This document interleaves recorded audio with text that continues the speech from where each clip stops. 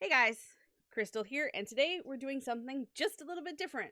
In my last video, above my head and down in the description, I did a writing tag video for my main character, talking about her, answering a bunch of questions that I got from the Troublemaker crew.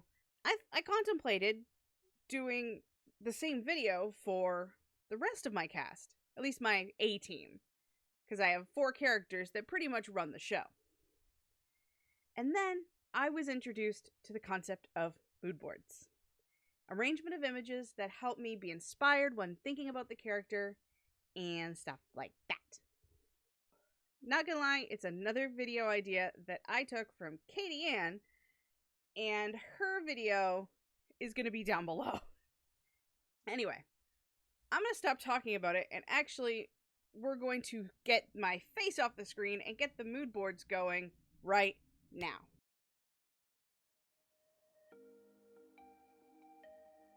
The first mood board is for the main character herself, which we met in the other video, Elizabeth Rainson, working last name. On top of images and colors and styles and themes, I'm also picking music, which you can't hear because of, copyright. So I'm going to put links to the songs down below. That way, if you're curious, you can check them out. I mean, I'm a strong believer in writing while reading. It influences my writing really, really, really, well, a lot. That sentence kind of sucked, but you get the idea. So, Elizabeth Rainson, or Raynor, or whatever I actually finished deciding. She is the older of 2 sisters. She is definitely, I would want to say she's neutral good, which is she believes in doing the right thing, but requires breaking some rules, especially since she's very new to the lifestyle she's in. She doesn't really know how to behave, she just knows what she thinks is right. So many times she will constantly get herself into trouble because she has to do this thing because it's the right thing to do. She's copper blonde, leaning toward the high copper, less blonde. Very stern, very stubborn. She's the Tauros, she's the rock in the family. She is determined, she is loyal, she's very protective, especially of her sister. She is the provider. Even though she makes all the money in the, family, she doesn't require her sister to work because her sister's got, high school and stuff like that. She doesn't spend any money on herself. Everything she owns is very simple and Spartan. She's got barely any decorations. She doesn't have the latest technology. She is very much her sister first, her second. Even her favorite drink, like black coffee, water, simple alcohols, nothing fancy, sodas. I picked a quote for her, which is, "Family doesn't have to be perfect as long as it's united." Because they do have their faults. They are siblings, but they don't have any parents. So it's like she is the mother of the relationship, but she's also the sister. So, there are flaws in their relationship, but no matter what happens, it's her family that comes first.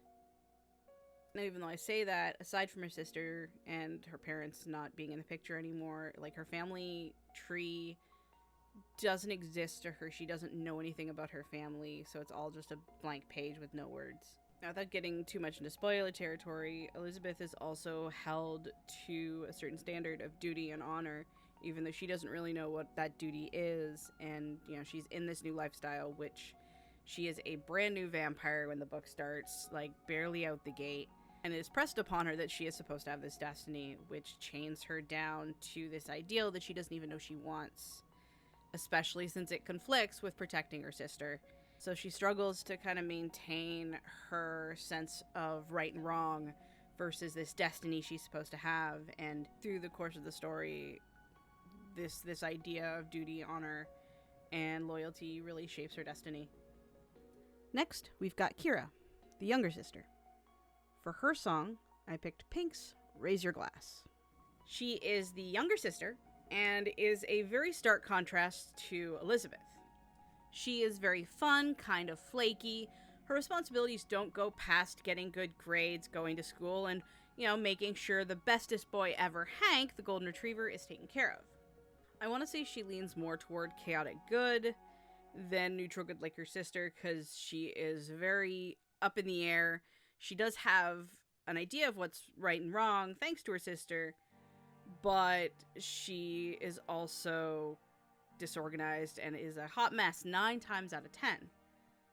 For her, her room is very highly decorated in pastels and pinks, and she's got the fairy lights. She does have the higher technology because her sister's doting on her constantly. She loves trendy drinks. I kind of see her as the popular girl, but not quite like Valley Girl level popular. She's like right in that middle where she's everybody's friend. She does have a bit of a dark side to her. She survived the car crash that killed her parents, and she came out of that with something that makes her a little bit different. She's very intuitive. She's very empathic. Without getting into spoilers too much, like, she has gifts of her own that come into the forefront as her sister is also dealing with the stuff that's happening to her. She's not oblivious to the fact that her sister is the provider and that she's getting a little spoiled. Throughout the course of the book, while she's dealing with the whole situation, without getting spoilery to it, she starts trying to find her way to be more responsible in the family. Her quote is, "Hardship often prepares ordinary people for an extraordinary destiny," by C.S. Lewis. That everything she's been through is leading up to a climactic moment of her discovering herself and her powers, her humanity, that even she has a part to play in the bigger picture of things to come in the story. Next up is Charles Storm. For his song, I picked Not Strong Enough by Apocalyptica.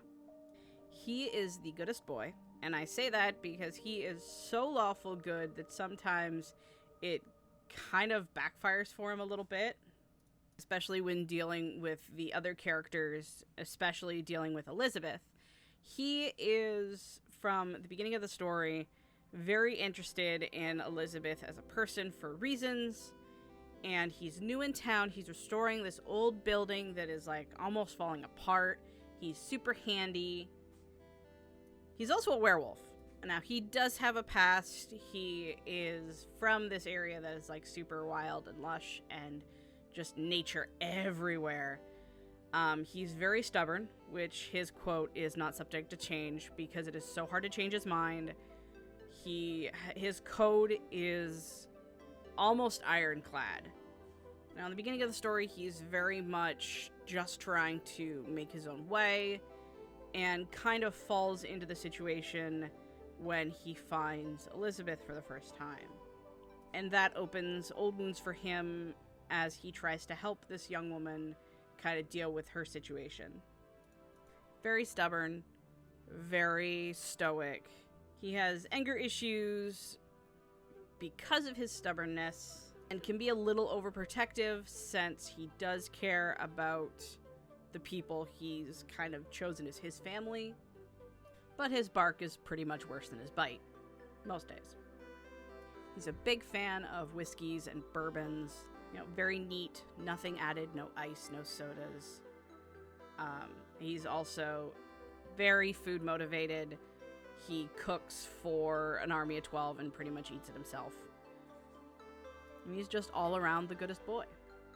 He does have a past that he tries really hard not to talk about, and if anybody, mentions it, he gets very, very angry. Lastly, we have Darian Raynor. The song I picked for him was another song by Within Temptation. This one is called Lost. This is the ancestor. He is a vampire. For Darian here, he is definitely lawful neutral. Follows his own concepts like honor and tradition very highly, but he does have his own code that he sticks to. He is a bit of an Iceman. He doesn't show his emotions. He doesn't like to look vulnerable. He is our resident magic expert. He is big into all things knowledge, both mundane and arcane. He is also responsible for Elizabeth and Kira since they are his family, even though they don't learn of his existence right away.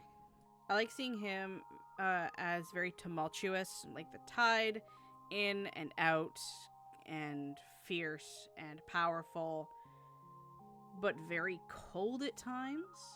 Since he is the only one to really know magic, especially at the very beginning, I didn't bring it up until now. His magic is very water-based. He actually worships the goddess of the sea and the tide.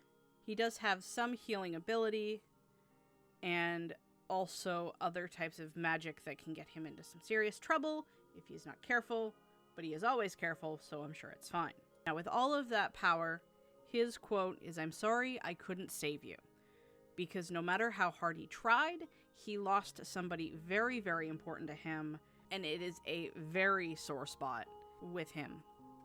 It's because of his loss that kind of shatters the alignment that I mentioned before, because when it comes to certain things, he is very much chaotic. He does not care about the risk, just the result. He wants to succeed